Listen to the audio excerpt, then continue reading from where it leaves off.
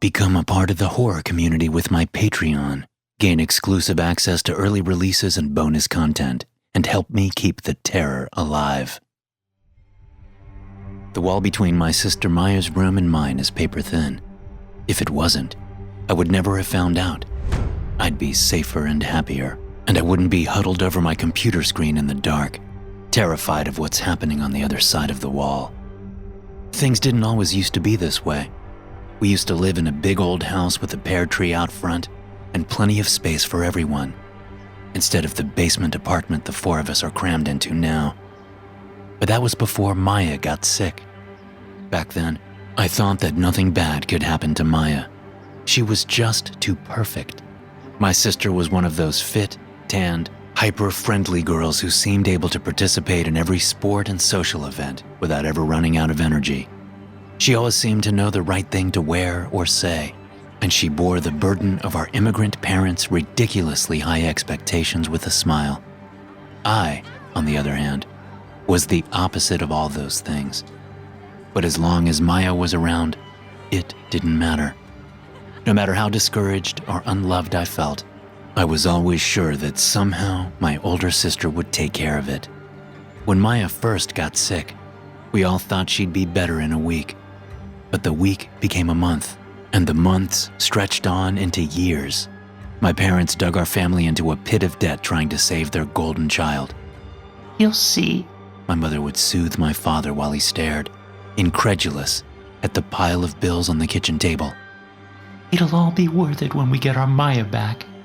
That was 6 years ago, and since then, my sister has only gotten worse. It started as just a little tiredness, a little lightheadedness.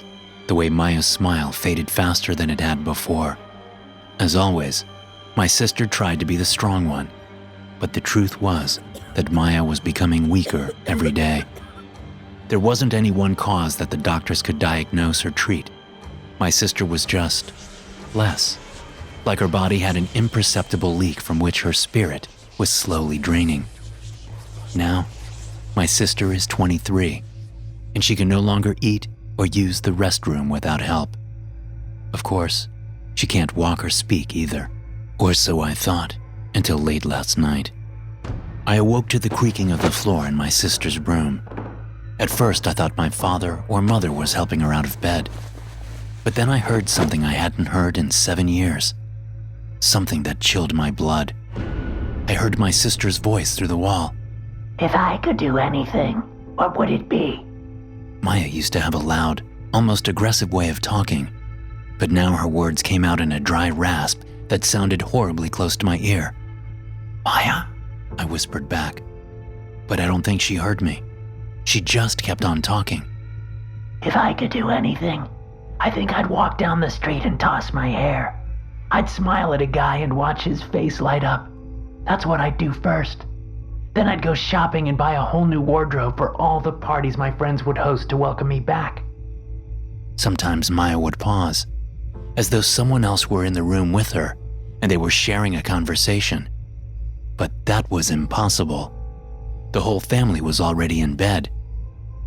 Maybe my sister is just lonely, I thought, as the strange one-sided conversation went on.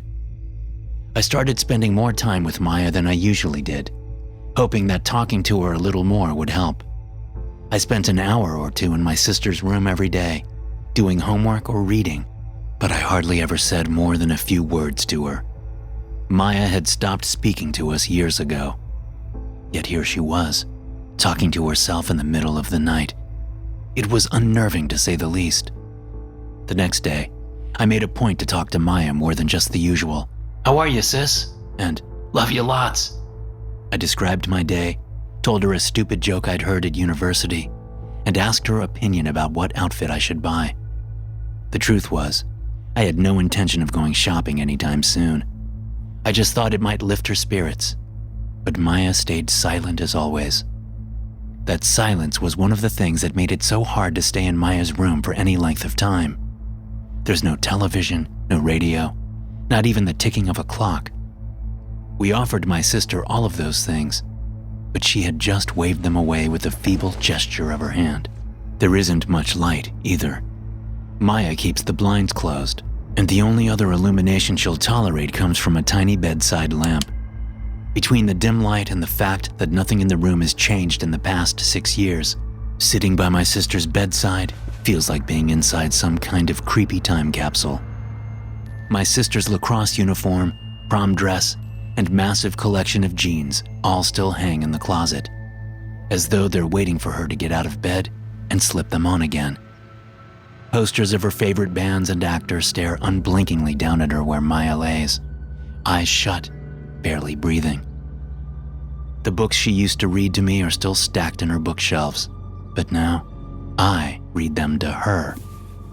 The eeriest thing about Maya's room, though, is the fancy oval mirror hanging on the wall across from her bed. She used to say that putting her makeup on with it made her feel like a movie star, but I don't see how. Maybe it's just the gloomy light, but there's something off about how reflections look in that old mirror. Pale as she is, Maya practically glows in the dusty-looking glass. I look like a gray, insignificant shadow beside her, and the rest of the room fades away into darkness.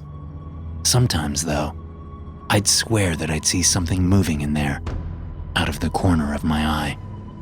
That's usually when I leave Maya's room. I tell myself I'm tired, that the bad illumination is straining my eyes, or that my sister needs to rest.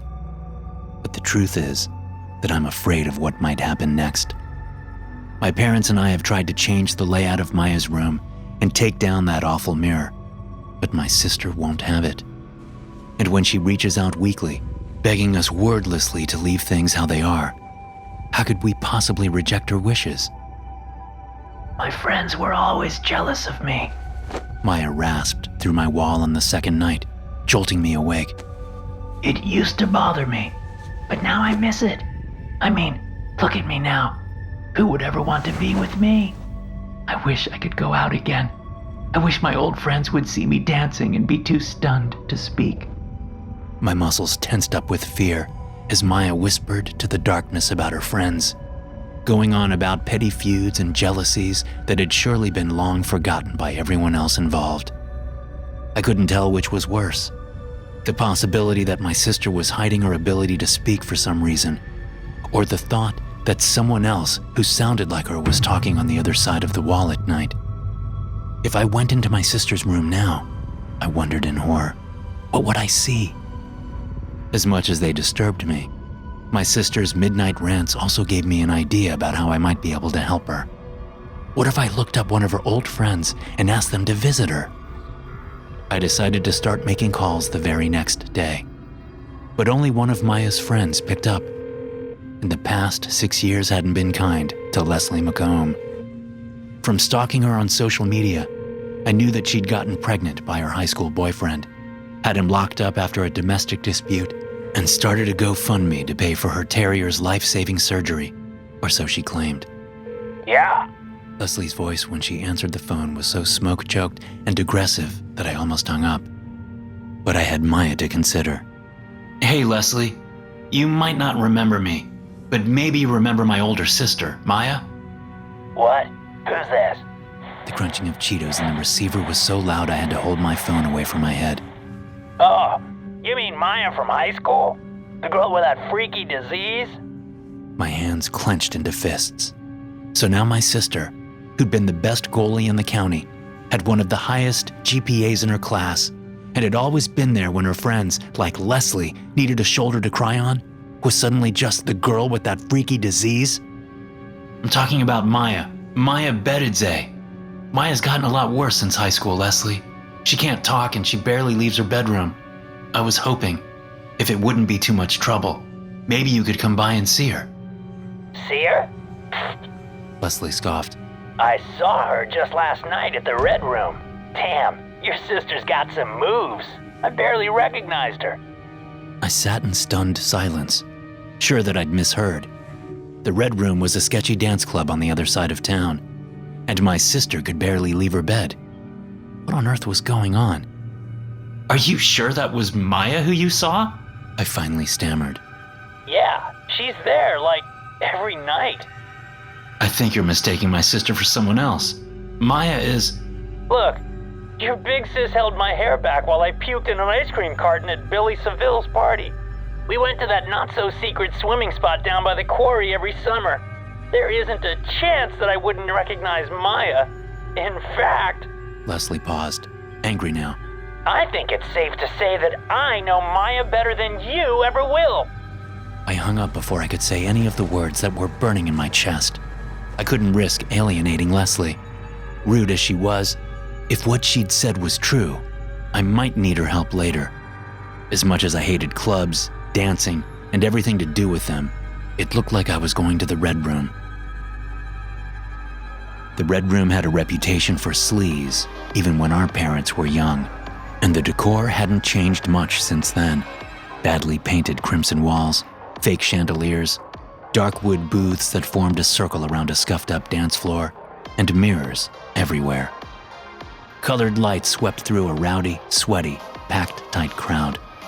Ugly as the Red Room was, its nearness to the university and dirt-cheap drinks meant it could always count on a full house. It was after 1 a.m. when she finally showed up.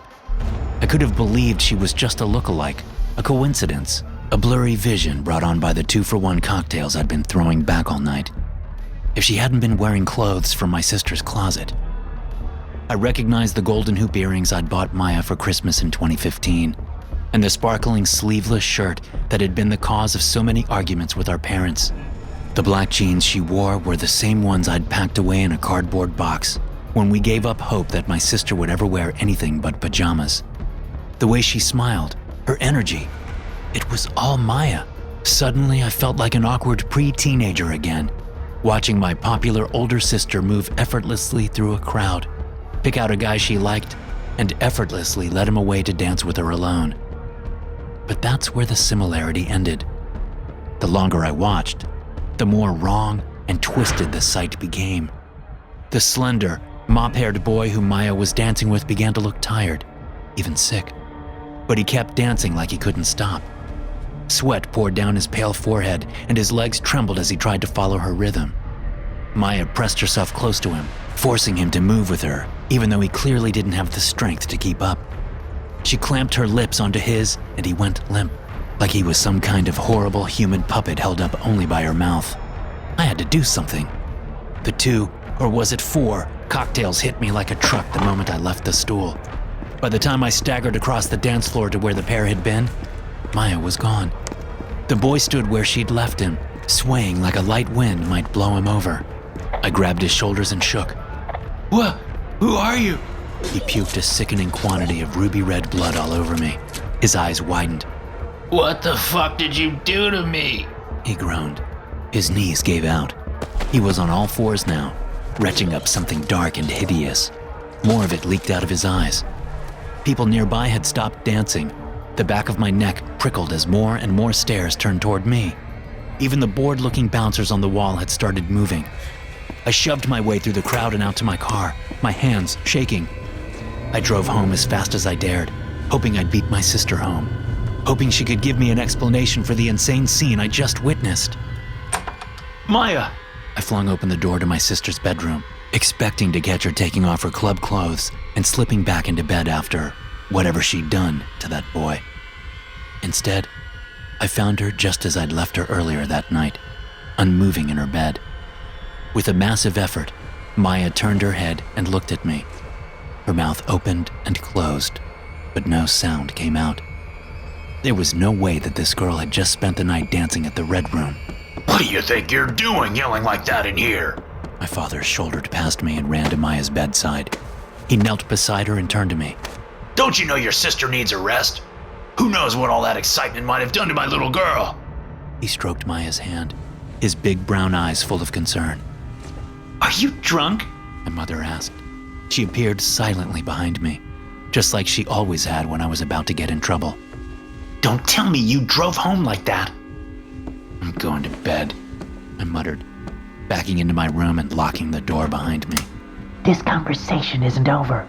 My mother whispered through the keyhole. I was acting childish and I knew it, but the truth was that I felt guilty. I really did reek of the Red Room's cheap liquor, and Maya's eyes had filled with fear and surprise when I shouted at her. Maybe I really had made things worse. And for what? A weird hunch I had? I was laying awake, angry at myself, and wishing I could undo the whole thing, when I heard my sister's voice through the wall for the third time. It felt amazing to dance again. I need a new outfit though, something modern and stylish. I'd give anything just to go to the mall and try something on. I gulped, my throat dry from fear at the wispy, impossible sound of my sister's voice. All noise from Maya's room stopped. I could feel her suspicion from the other side of the wall. I'll be beautiful, she finally went on. I can't wait. Rough night? My father asked the next morning when he saw me down my fourth cup of coffee. I grunted. I was still trying to piece together what I thought I knew about Maya. 1, my sister, or someone who looked just like her, was running around while she was supposedly in bed. 2, each time my sister went out, she talked up her plans to herself, or to this mystery person. 3, Maya's excursions always happened at night, and her next target would be the local mall after hours, if I could catch her in the act. Look, I lost my temper yesterday. I didn't mean to take it out on you. I was so lost in thought that I didn't realize that my father was apologizing to me. It's just been so long since we've had any good news about Maya, and I can't stand the thought of her getting worse, or even... He didn't have to say the word. Dying. It was always in the back of our minds. It's okay. I forced a smile. The tension dropped from my father's shoulders. Good. Just, get out of here before your mom wakes up, yeah? It's gonna take her a while to forgive what you did. And how long would it take her to forgive what I'm doing now? I wondered to myself that night in the mall parking lot. I just called home to confirm that Maya was still in bed, apparently asleep. My mind was running so fast that I couldn't even remember the excuse I made up for my own absence, although my parents seemed to accept it without question. Maybe they needed some space too, I thought glumly as I looked at the dark shape of the massive building ahead. I parked at a nearby apartment complex and snuck through a gap in the face to arrive here, on private property after hours. Ordinarily, the mall would be locked up tight, but since half of it was under renovation, I figured I might just be able to sneak in through the construction area. I was right. I almost wished that I hadn't been. The unlit, half-demolished rooms and walls of semi-transparent plastic made the construction site feel like some kind of insane plague hospital. My heart was in my chest as I felt my way through the dark. What if I got caught? I doubted my family could take another tragedy. The mall was no less creepy than the construction site had been. The main lights had been powered down, and the only illumination came from emergency signs and a few gated storefronts that must have kept their lights on all night. The eyeless stares of blacklit mannequins seemed to follow me while I hurried through the mall. I couldn't shake the feeling that someone or something was following me. Every time I stopped moving, the echoes of my footsteps seemed to continue on just a little bit longer than they should have.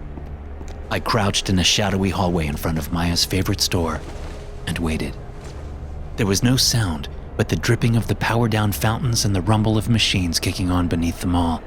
I kept expecting to turn and find some horrible thing squatting in the darkness beside me. I was considering giving up and going home when lights suddenly came on in the store in front of me. In happier times, the posh teen clothing retailer had been Maya's favorite place to shop. Now, with its staticky pop songs playing to an audience of mannequins and vacant cash registers, it seemed far more sinister than I remembered. The gate was unlocked when I approached, but I winced at the noise it made when I lifted it. At the time, I didn't consider how strange it was that someone had somehow entered the store without passing through it. I crept into the store. A dark figure was approaching from the dressing room corridor, humming along to the music. Maya. I dived into a circular clothing rack, grabbing the hangers to stop their rattling. It was like being a kid again, playing hide and seek with my older sister. Only this time the game felt deadly serious. Maya held up jeans and sweaters, checking each look before discarding anything she didn't want into a growing mountain of clothes beside her. She tried a variety of perfumes and painted her nails hot pink with a smile. A maniac, hungry smile that didn't look right on my sister's face. I slipped my phone out of my pocket, I'd come this far for proof, and no matter how frightened I wasn't going to leave without it. The next time Maya struck a pose in front of the floor-to-ceiling mirror, I was ready. From my hiding spot in the clothing rack, I looked down to take the photo, but Maya didn't appear on the screen. I glanced up at the girl in front of me and back down at my phone. Footsteps came running toward us. I gasped and peered out the other side of the rack. Freeze! Security! A pale, scared-looking guy in a cheap-looking uniform skidded to a halt in front of the store. Hey! Put your hands up and turn around! Now! The smile never left Maya's face as she lifted her arms and turned toward the mall cop. The way she twisted her body hardly seemed human, but the guard was too nervous to notice. He was busy trying to get his radio to work. No matter what channel he used to ask for backup, the radio only played the same staticky pop music as the store's speakers. You're trespassing on private property. I'm gonna have to take you in. Then Maya was on him. The hot pink polish of her nails sparkled as she squeezed the guard's head between her hands. His eyes went wide. He didn't have the time or the strength to resist as Maya pushed him backward toward the mirror. With one hand, she touched the silvery surface, and with the other, she pushed him through it. The reflection of the store wavered, and for a second I was looking into a maze of gloomy corridors that swallowed the guard like quicksand. The moment his fingers disappeared into the mirror, the gray hallways disappeared, and I was once again looking at my sister's reflection. Maya dusted off her hands and went back to trying on clothes. Each time she came close to the rack where I hid, I shut my eyes tight, terrified that she'd find me and push me through the mirror too. But the tightly packed dresses hid me well. By the time Maya finished, the store looked like a hurricane had hit it. With 3 vials of nail polish, 2 bottles of perfume, and an armload of clothing, my sister approached the mirror and stepped inside. I caught just a flash of the gloomy corridors and the panicking guard before the reflection wavered and returned to normal. I was alone with the eerie music, the ransacked store, and an angry voice on the mall cop's radio that was asking him to report in. I got out of there as fast as I could run. I spent the misty 2 a.m. drive home trying to explain what I'd seen. But when I parked on the street in front of my parents' apartment, my thoughts were just as troubled and confused as they'd been when I left the mall.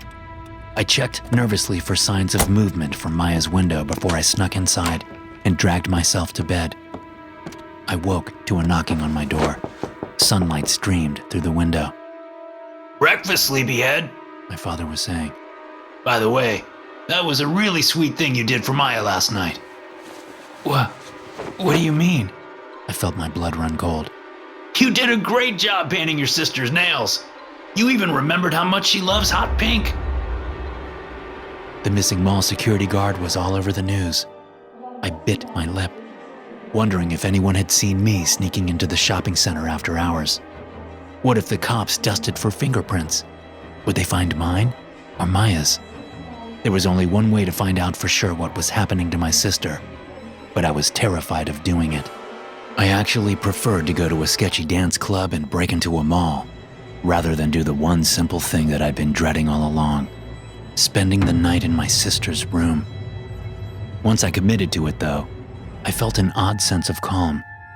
One way or another, I was about to learn the truth about what was happening to Maya. When my father's snores finally began to echo down the hallway, I tiptoed to my sister's room. Maya, I whispered. No movement, no response. I could see a dark shape in my sister's bed. She must be asleep, I thought, or pretending to be. As I crossed the room to the table lamp that was Maya's only source of light, another possibility occurred to me. What if that wasn't really my sister under the blankets? I reached out for the light, expecting a horrible hand to shoot out of the darkness and grab my hand. But none came. When I clicked on the tiny lamp, I saw only my sister's sleeping face. Without opening her eyes, Maya sighed and turned away from the light. What now? I had no idea. There was nothing to do but listen to the barely there, hypnotic sound of my sister's breathing and try to stay awake. Every time I checked my phone, I was amazed by how little time had passed. I zoned out looking at my sister's possessions, preserved in the silent room like butterflies pinned behind glass.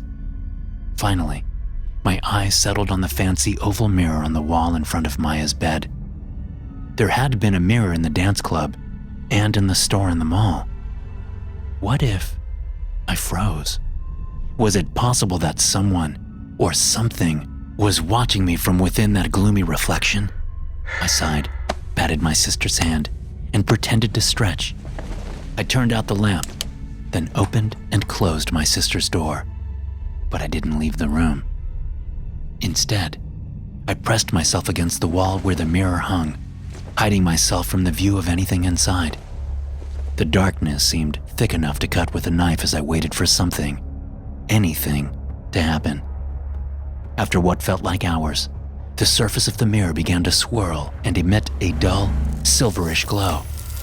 My sister stirred and, with a tremendous effort, pushed herself into a sitting position. In the weird light of the mirror, Maya looked like a ghost. Her eyes burned with fear and excitement, but of course, I couldn't see what she was looking at. Then, to my horror, a hand reached out of the mirror and a dark shape pulled itself through. Maya reached weakly over and turned on her table lamp, and I was treated to a full view of the thing that had just climbed out of my sister's bedroom wall. It was like a walking reflection of Maya, and when it sat down on the bed beside her and took her hand, it made no impression on the sheets. Until that moment, the darkness had hidden me from my sister's view. Now, however, Maya was looking at me with a mixture of confusion and terror on her face.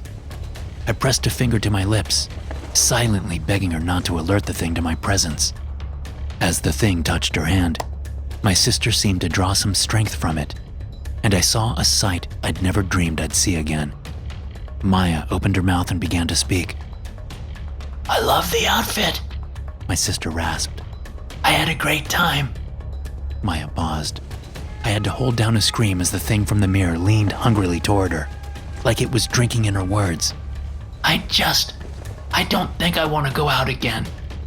The thing twisted its head and made an angry sound like glass shattering. I noticed its other hand creeping up Maya's chest, toward her neck. What happened to that man? The guard from the mall? What did you do to him? This isn't fun anymore. I realized that where the thing was touching Maya, its skin was merging with her own, blending until I could no longer tell where my sister's body ended and the thing from the mirror began. It was slipping her on like a suit made of skin. Stop! Maya choked.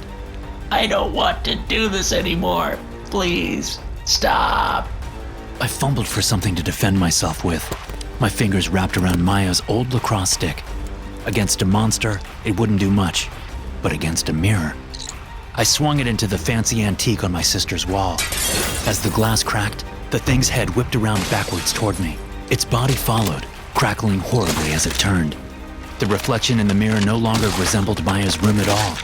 On the other side of the fractured surface, I could see only those ghastly gray hallways, those decrepit silver rooms, and the half-eaten remains of a mall security guard. I felt cold, glass-like fingers on the back of my neck, pushing me towards the horrible vision in the mirror. I smashed at the fractures with the lacrosse stick. It wasn't enough. With a final scream, I grabbed the mirror's ornamental frame, hurling it onto the floor, and the antique-looking glass finally shattered. The feeling of those cold fingers on my skin disappeared.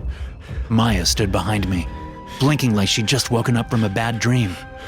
As I looked down at the shattered remains of the mirror, I realized that my sister's sickness had begun right around the time she hung it up in her room.